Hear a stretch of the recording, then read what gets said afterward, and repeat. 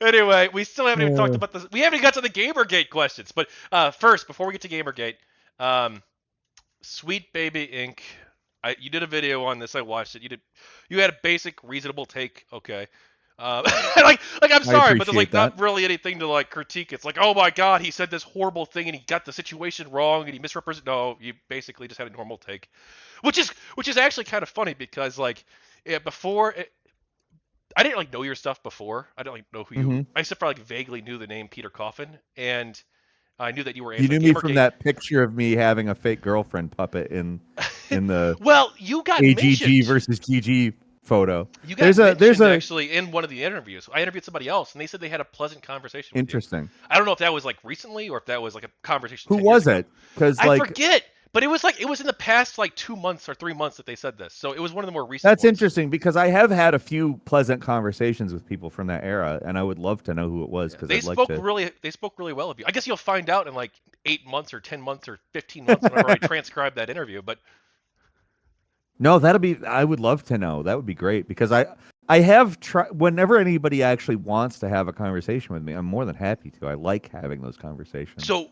if there's anti-Gamergate people watching, and they're like, oh, there are. I got people in my chat. I got people in my Discord who are opposed to Gamergate. I've interviewed some of these Hmm. people. I value that they participated. I think it's important. Hmm. And I've reached out to like scores, if not hundreds, of additional anti-Gamergate people who either don't reply or tried to send their followers to harass me because I reached out to them and then leaked my email address. But I don't consider it doxing technically because it was already a public email, but they didn't know that probably. And like people have had a very diverse array of responses on the anti-Gamergate side, but mostly ignoring me. Sounds like it. Um, anyway, most of those people ignore me. They don't reply. They don't even say no. They just completely. I've tried so hard. Anyway, if there's some of them watching, actually, I don't want to add new people. So if there's some of you watching, you should have replied to my emails in my Mm. DMs months ago. Sorry, unless you're like Anita Sarkeesian, maybe I'll talk with you. but like I'm sorry, but I think the window's closed on adding new people. But anyway, I was gonna say what's your appeal to them? What information do you have that they don't that you think that they should hear? With Sweet Baby? No, with the anti-gamer gators. We'll move to Sweet Baby. Sorry, I kind of jumped topics.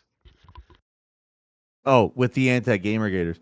I think it's just, you know, you were used. I like a lot of people were used to I mean, I don't know if it was consciously by the people who, you know, were kind of behind anything. I don't know if it was I don't know that, you know, Zoe Quinn was secretly mobilizing everyone to defend Kotaku or any institution in gaming. But ultimately, that's what we did. We diverted attention from these institutions, and that is a form of defense. And that is, you were used in that respect. And I'm sure none of those institutions minded it one bit. All right, so Sweet Baby Inc. You did a reasonable video on this. No real critiques. Anything you got to say about the Sweet Baby situation? I would love it if more people investigated the whales angle. Like, I think that more people need to think about.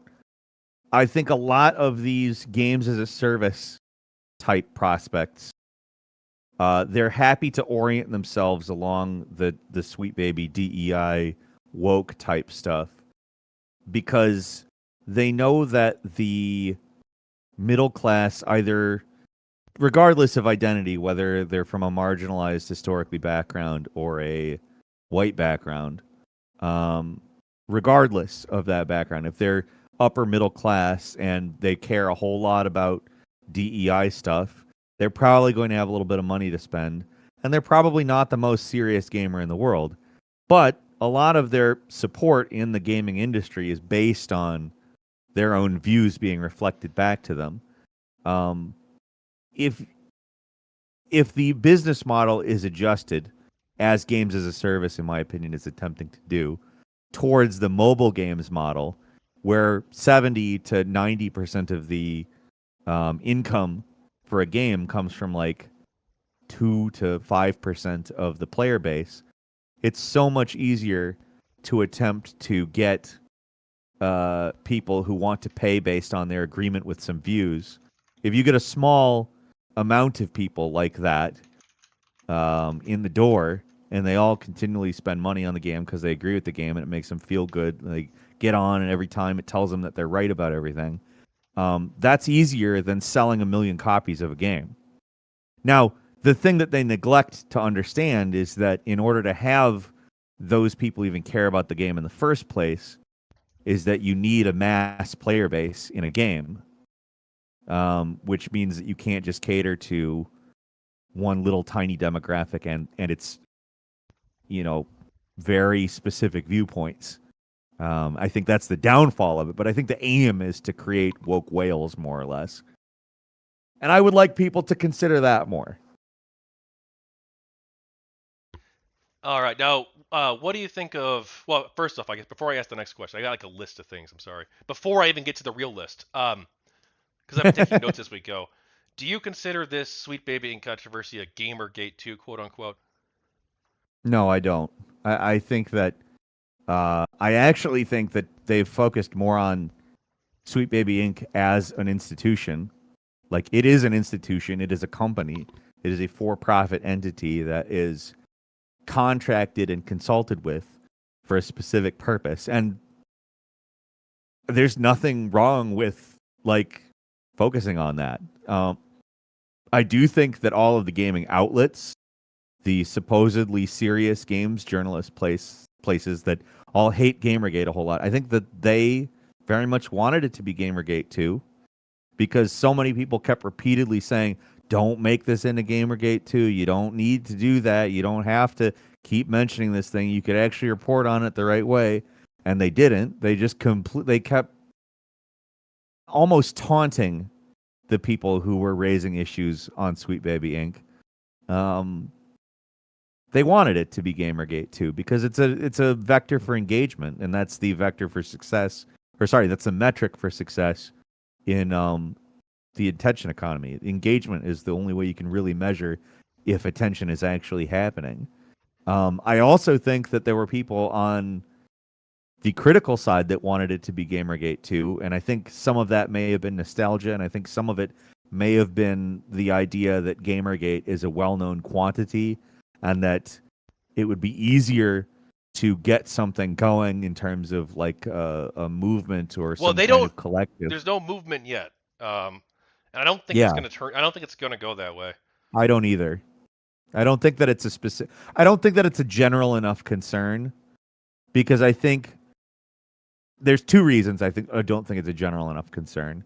The first is that I think that to somebody who doesn't know what Sweet Baby Inc. is or doesn't know what um, DEI is or doesn't know any of that stuff, it's a very difficult to understand prospect. And that's, when you think about it, probably most people don't really know what those things are, particularly Sweet Baby.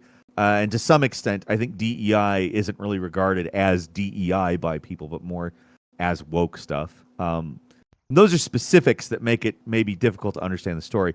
The other aspect is I think that a lot of things are there were a lot of claims that were exaggerated. Like, there are definitely games that Sweet Baby Inc. has been involved in that are just devoid of any decent writing in them.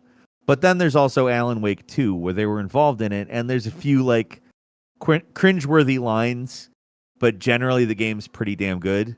And I think that when people play through that, and more people are, I think, more likely to play through something like Alan Wake than one of the lower profile titles that are also just total shit.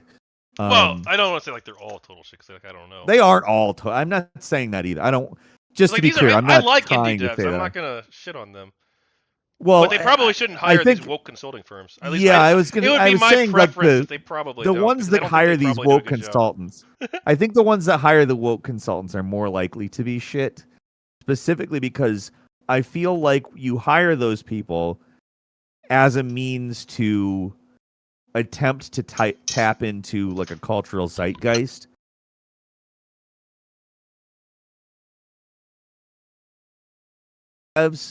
Who are really angling towards cultural zeitgeist, and when I'm saying when we're talking about Sweet Baby, it would definitely be towards the left. But I think that it goes the other way as well. If like the main aspect of the game is that it's a cultural zeitgeist thing, it's usually not that good of a game. I think it's more likely to not be that. Like Hatred, that game. Do you remember Hatred? Oh yeah, It was it was kind of. I think it's a game you could even sell on Steam if you wanted to. I agree. I don't think it's really that controversial. I think it's also kind of a boring game, and I think that all of the ado made about it was really overblown. I think that there was no reason for the reaction that people had to that. But I do also think that it was ultimately not really like a standout title, and I think it was kind of just a I guess, decently competent shooter that was pretty boring. I don't know. Well, the only But reason anybody even knows about Hatred is because they tried to censor it. exactly. But so what happened? They try to censor Hatred, and they fail, and so the game comes out. A bunch of people buy it, and then they say, "Oh," or I don't know. I'm not sure a bunch of people buy it, but like some people presumably bought it, and they say, "Oh A wow, fair. the game It sucks." wasn't a large.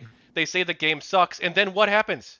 Everyone forgets about it, and all they remember is that, oh yeah, they tried to censor it, and it was a shitty game. Yeah. That's like it's not like it had some lasting cultural impact on our society because it was a bad game.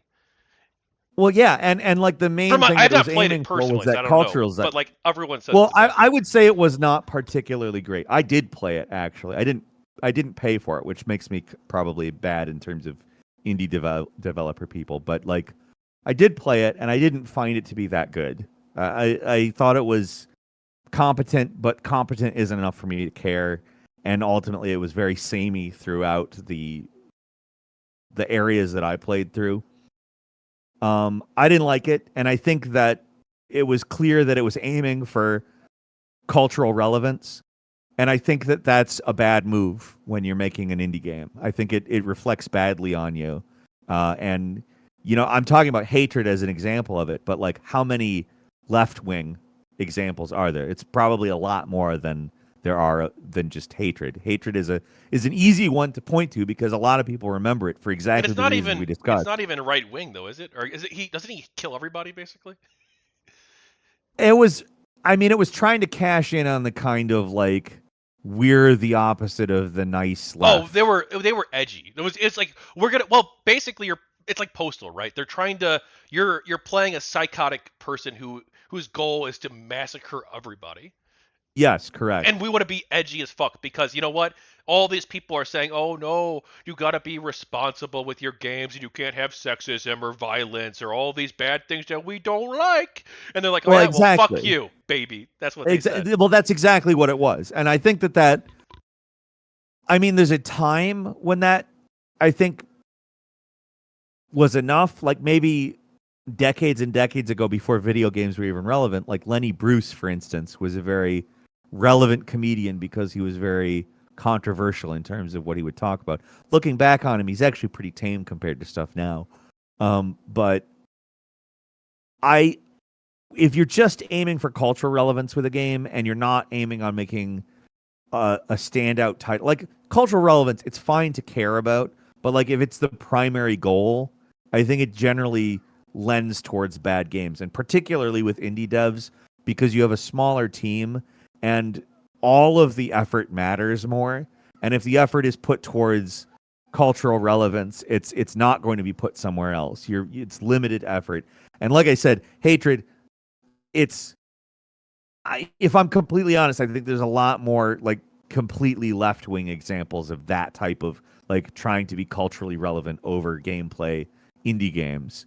And that's the type of game I'm talking about specifically. Like indie games that are just games that are small are not automatically shit, but games in this category of indie games that somehow Sweet Baby would be involved in probably are going to be shit.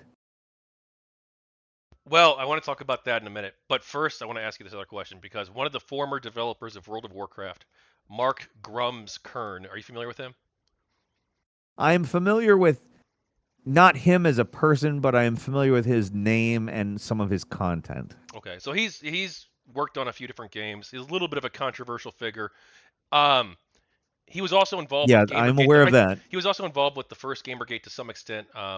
Though he identifies as either neutral or pro. I'm not sure which. It seems like he's said. I've seen both.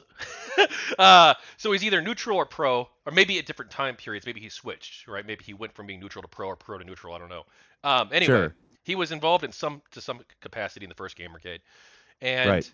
he says that he thinks that the DEI stuff is because of woke capitalism, basically.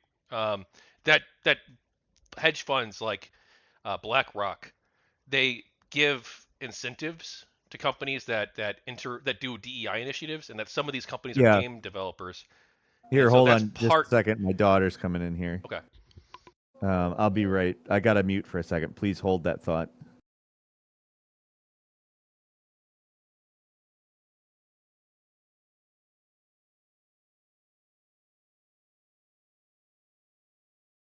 Sorry about that.